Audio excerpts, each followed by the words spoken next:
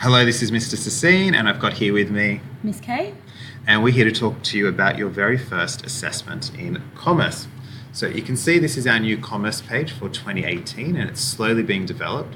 And if you scroll down, you'll see the first box is assessment. So if you click on the assessment box, you'll see our first assessment there. You click on that as well, and you come to our assessment page. So you've got two icons. The first one is where you can download a copy of the assessment notification, and the second one here is where you can download some questions that will be asking you. So let's get into the assessment. So here's the assessment. I'd like to start on page 2, and the entire reason why we're doing this. Basically, we got inspired by this researcher called Thomas C. Corley, and he spent 5 years researching habits of self-made millionaires. And out of his research, he realized that most wealthy people, they're relentless when they are pursuing their goals. They develop multiple streams of additional income, so they might also look at share dividends rather than just their salaries. They spend 30 minutes each day critically thinking, something that we want you to start doing. They're not afraid to ask feedback. We also want you to do that. And they take calculated risks. So what does this mean for our assessment? Well, we started thinking about Australia. And even though many people don't view Australia as a wealthy nation, when it comes to GDP per capita, which places a value on how productive a person is, Australians are in the top 3, according to the International Monetary Fund.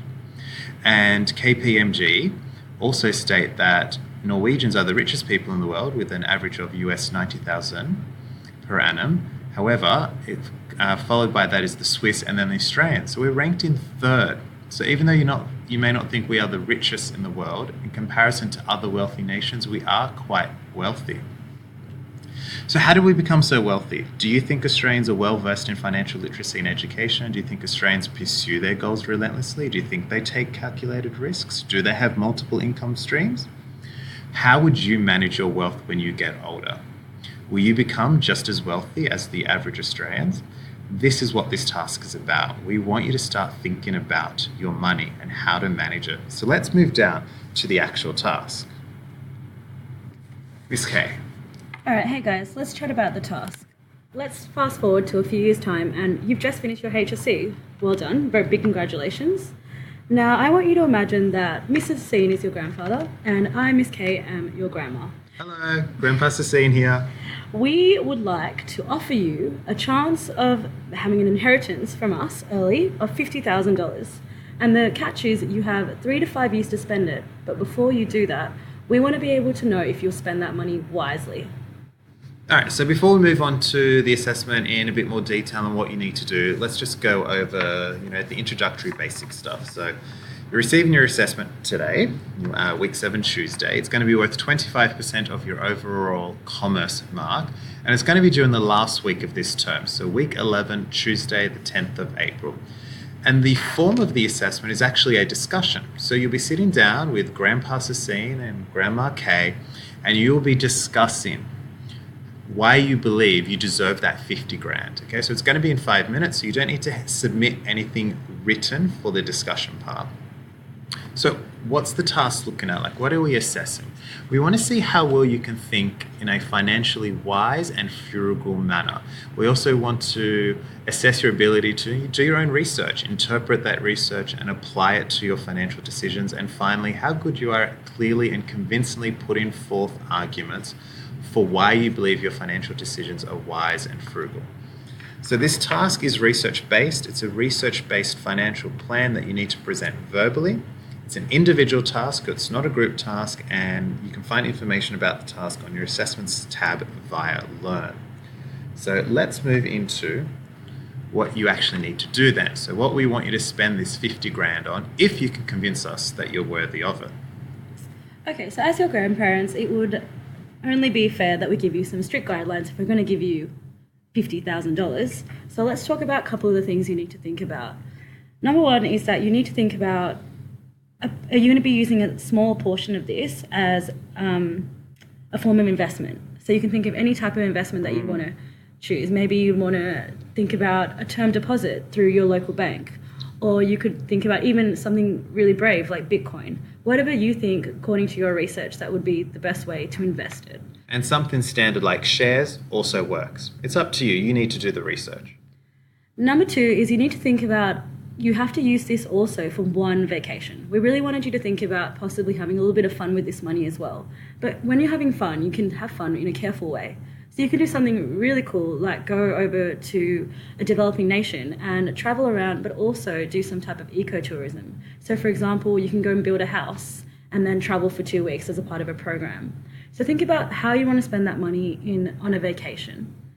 And then the last thing we want you to think about is you can use your money for one significant purchase that will go towards an educational experience. So the assessment task does say university, but we do know that not all of you might want to go to university. So you could use a significant portion of that $50,000 towards maybe TAFE, towards college. Maybe you want to go to a particular dance or music or any type of thing that you're passionate about, as long as it's towards an educational experience. Now let's talk about a couple of the things that you need to think about in terms of your lifestyle. So we're pretending that this is a real life circumstance. So if we're fast forwarding a few years, the first thing you need to remember is you just received your ATAR. You're not sure if you want to take a gap year or if you want to start university immediately. And the last thing we want you to think about is the fact that at this point in your life, you're going to be living at home for the next 3 years. So you're not going to be paying any rent. So that $50,000 can go quite far. So think about those things. Yes. And whilst we're talking about your gap year or going to university, we do want to open this up as well. So if you want to go to TAFE or any private colleges, you can consider that too. So it doesn't just have to be one significant purchase for your university experience. It could be for your further education at TAFE or any private college that you attend.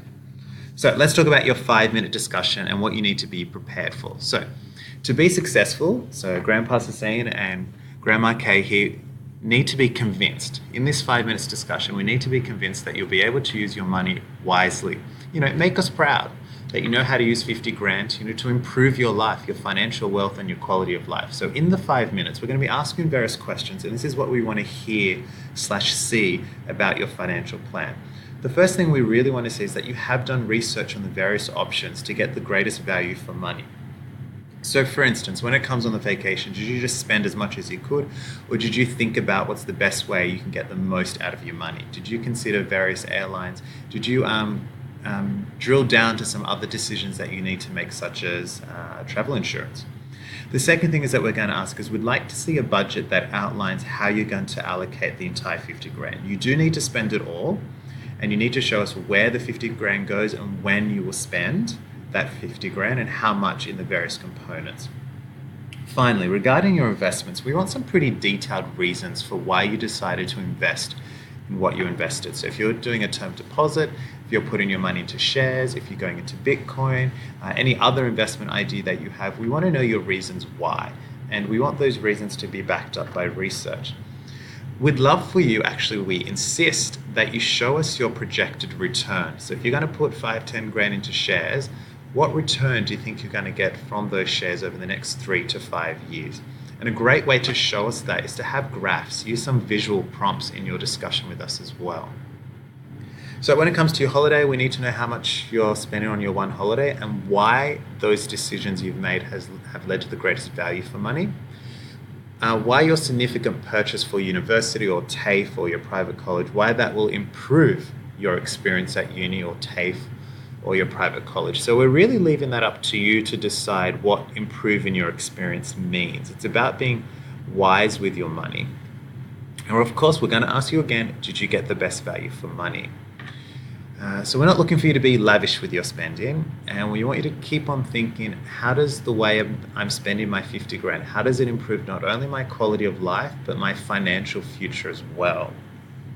So let's have a look at the marking criteria now. So you can see this marking criteria has been set up to show you your ability from extensive down to elementary. For this first task, you won't actually be getting a number. You won't be getting a 17 out of 20 or a 16 out of 20 or anything like that, because it doesn't help you learn how to improve your understanding of financial thinking.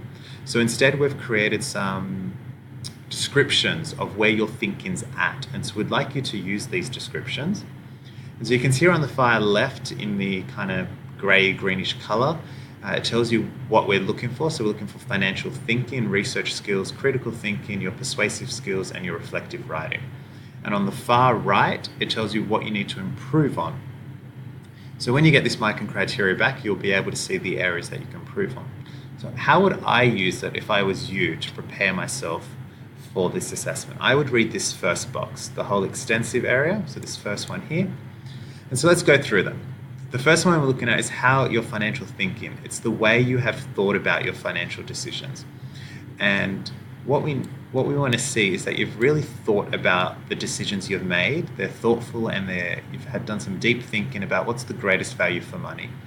And that your decisions show a wide and deep understanding of the many different financial decisions that kind of link to each other.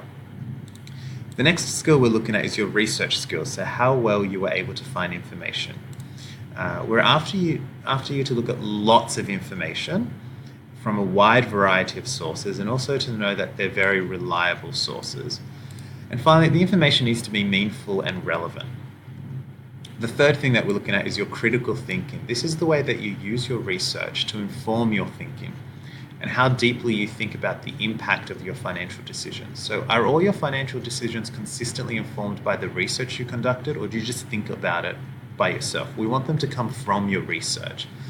So we're after consistent, thoughtful, and deep considerations towards your financial decisions on how that will improve your quality of life and financial wealth. So make sure you tell us when you're convincing us that the reason why you've made these decisions is because you believe will improve your quality of life, and how and why.